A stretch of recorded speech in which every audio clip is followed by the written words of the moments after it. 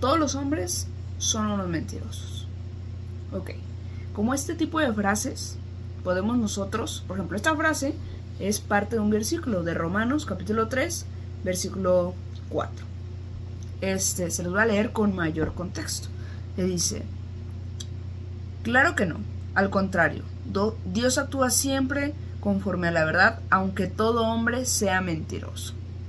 Sea la escritura dice, bueno, y ya lo dice más cosas. Pero si nosotros mochamos las cosas, si nosotros cortamos los contextos, ¿qué es lo que hacemos?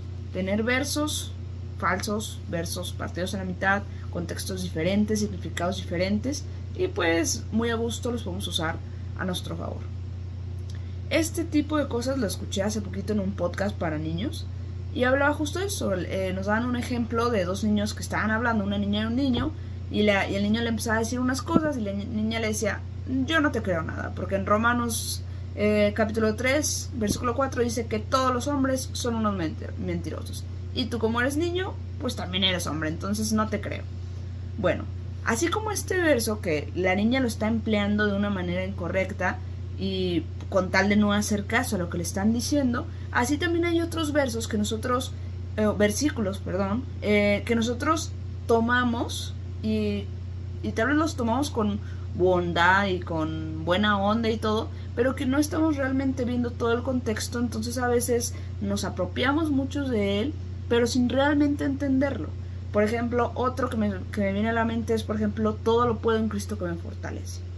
Ese lo usamos, lo vemos en playeras, lo vemos hasta cuando México va a jugar, todo lo podemos en Cristo que nos fortalece. Pero realmente, si nosotros vemos el contexto de ese versículo lo escribe Pablo mientras que creo que está en la cárcel, mientras que está pasando hambre, mientras que está pasando angustia.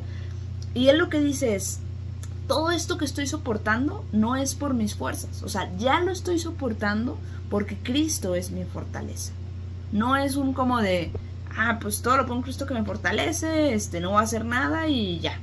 Pues no voy a hacer ejercicio y no me voy a enfermar.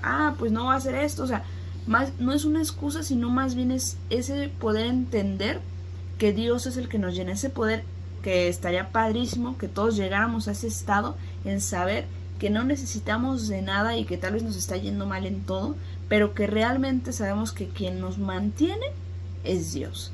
Entonces aquí ya les enseñé dos versículos totalmente, diferentes en el sentido del uso que se les da. A veces lo usamos en buena onda, pero a veces nos falta meternos un poco más, no solamente decirlo. Así como vienen siendo los salmos, todo estamos invitados una vez más a meternos profundamente, a entender estos versículos.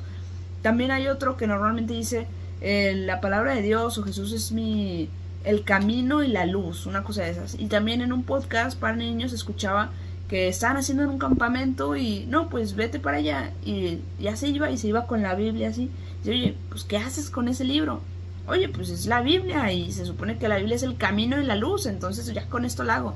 O sea, sí, pero hay que entender el contexto, cómo se dice, qué es lo que nos ilumina, en qué contexto nos ilumina, en qué contexto todo. Entonces, volvemos a recalcar: estudien la palabra, aquí los invitamos, tenemos clases de Biblia, o sigan cualquier podcast, personas que sabemos que se educan y nos ayudan a educarnos.